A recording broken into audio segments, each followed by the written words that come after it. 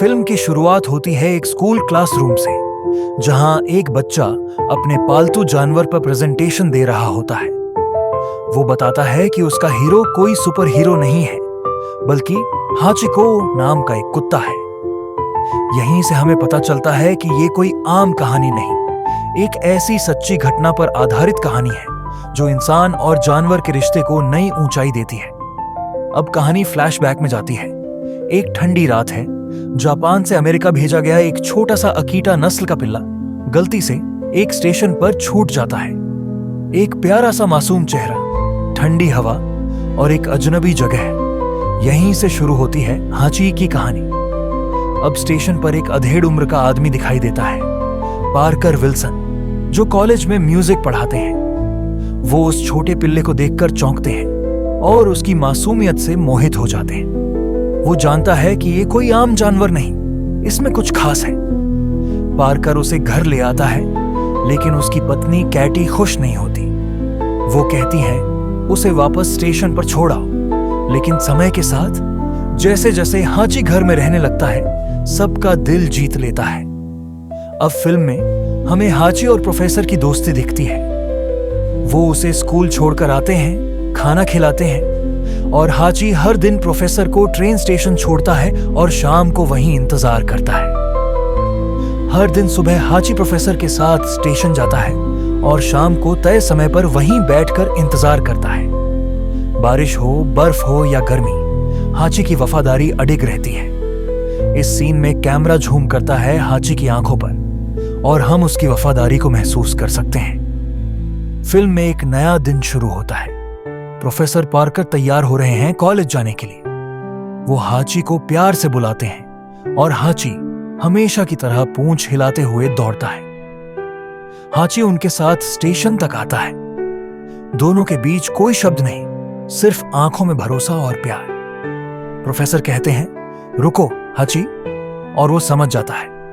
हाची उसी जगह बैठा है जहां वो रोज बैठता है। वो ट्रेन की आवाज पहचानता है।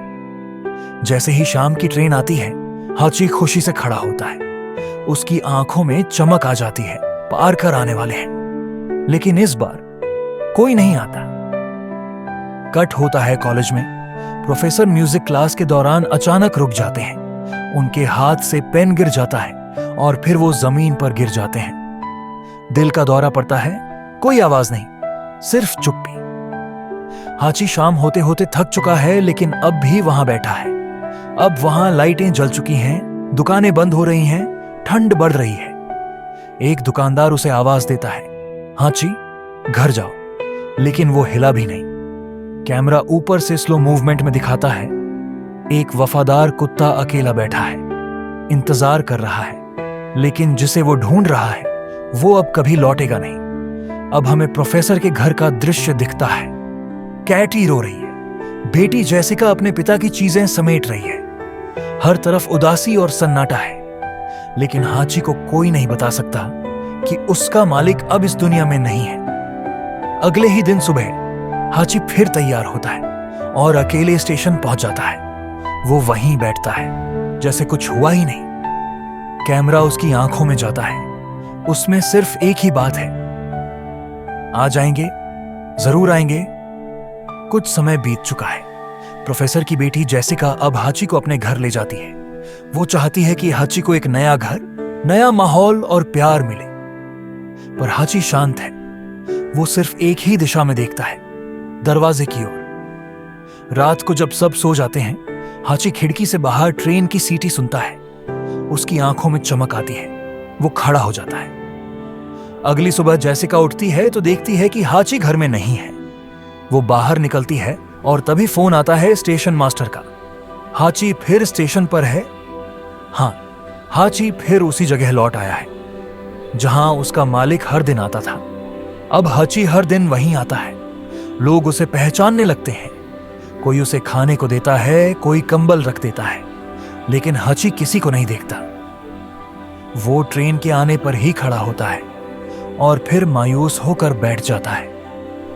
स्टेशन मास्टर कहता है, it's been 1 year, he still weights.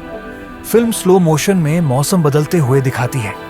गर्मियों की धूप, पतझड़ की पत्तियां, बर्फ की सफेद चादर और फिर बारिश। लेकिन एक चीज नहीं बदलती, हाची का स्टेशन पर बैठा रहना।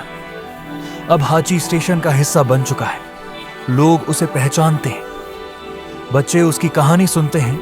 एक कुत्ता है जो अपने मालिक का इंतजार कर रहा है पिछले कई सालों से।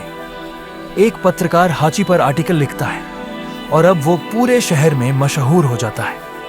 कई साल बाद कैटी स्टेशन पर आती है। वो देखती है हाची को, बूढ़ा, कमजोर, लेकिन अब भी उसी जगह बैठा।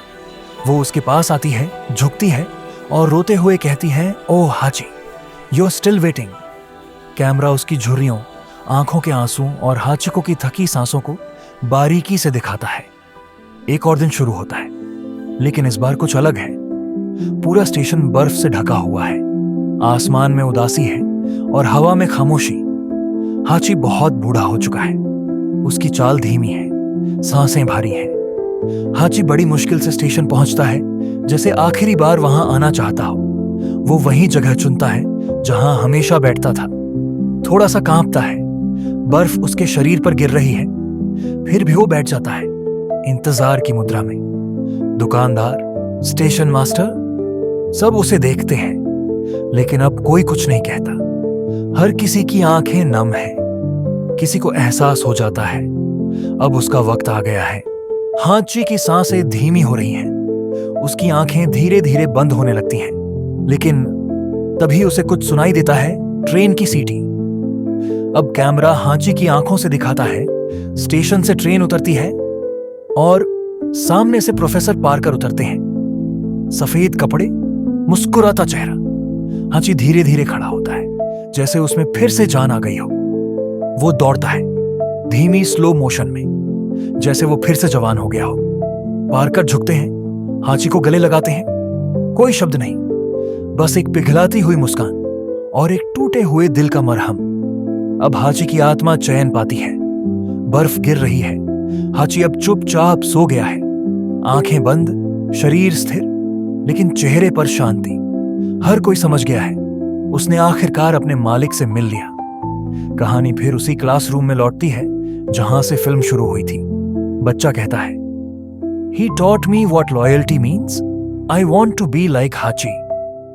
बैकग्राउंड में इमोशनल म्यूजिक बजता है और स्क्रीन पर लिखा आता है, Based on a true story. The real Hachiko waited for 9 years.